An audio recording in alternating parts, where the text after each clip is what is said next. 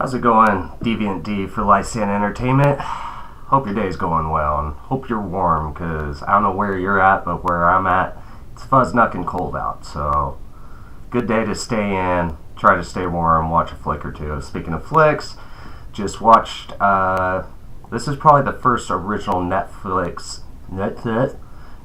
film I've ever watched. I've watched a few of their original series, like over the Christmas break. I just got done watching the prequel series that David Wayne and Michael Showalter did for Wet Hot American Summer. Fucking hilarious.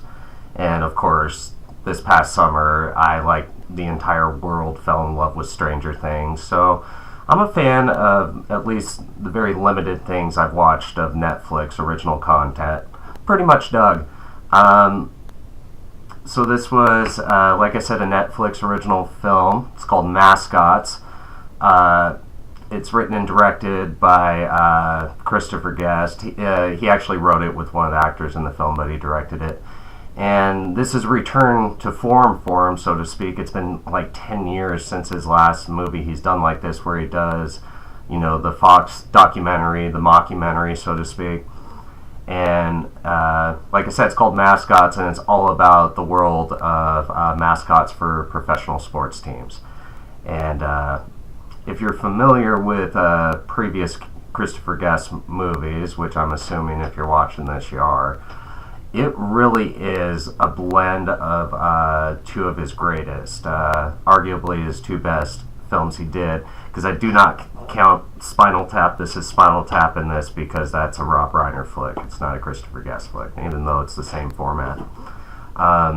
This really is a blend of Waiting for Guffman and Best in Show, which many argue are his two best of this genre.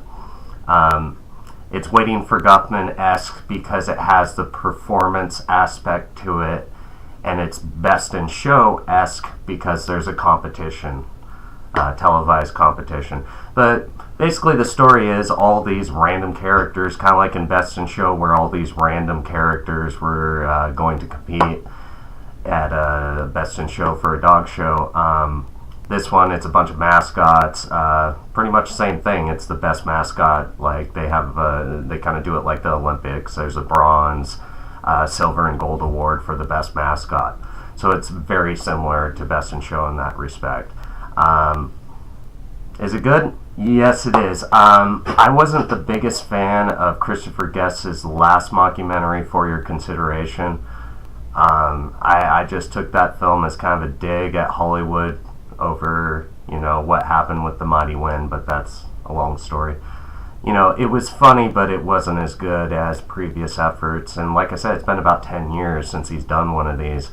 So, to be honest, going into it, I wasn't, expecting much. I didn't set the bar too high. I honestly just wanted a movie that was, better in quality and funnier than For Your Consideration, and I'm happy to report it is. It's pretty damn funny.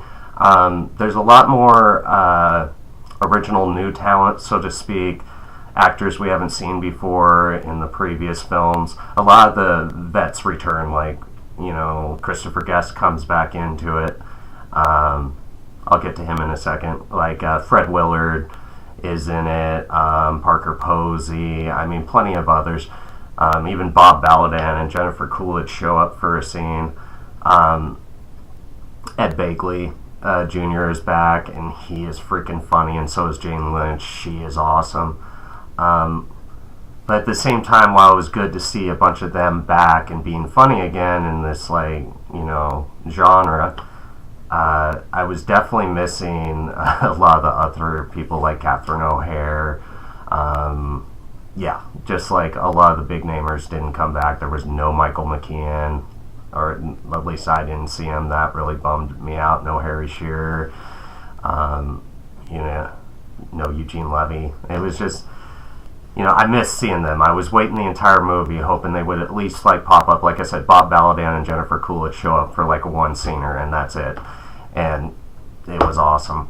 But the one thing that's kind of weird about it is Christopher Guest has made all these films, although they're similar, they don't have an overarching story or a shared universe, to use a term that's popular now with films. But that's not the case anymore. Like I said before, Christopher Guest shows up in the film, and he's playing his character Corky from Waiting for Guffman. And that kind of confused me, honestly. I'm like, you know, if you were going to have one back, why not bring a bunch back? You know, it's kind of the type of thing. You either bring a bunch of characters back and do it like that, or bring none of the characters back, like Christopher Guest still being in the movie but playing a completely different character. It's kind of like you either do it or you don't. You know, you just don't throw one in. But that's just my opinion. Otherwise, it's really funny. Like I said, it's on Netflix. Wherever you are, I'm assuming it's cold outside. You're staying in. You want to laugh. Watch it. It's a funny flick. You'll enjoy it. The ending sequences, like there was one character, Parker Posey's character and her sister, they were the one characters I didn't really care about much throughout the movie. But the whole last third of the film, kind of like Best in Show where it's showing the competition, that's exactly what Mascots does. The last third is the competition. And like I said, Parker Posey and her sister, I didn't really care for their arc in the story, but even the things they did during the competition were awesome. The whole last third is great. It's really funny. Anyway, I hope you check it out. Christopher Guest is back, doing what he do, and it's awesome. Anyway, stay warm. Thanks for checking us out, and then you'll check it out. That sounds better. Deviant D, signing off.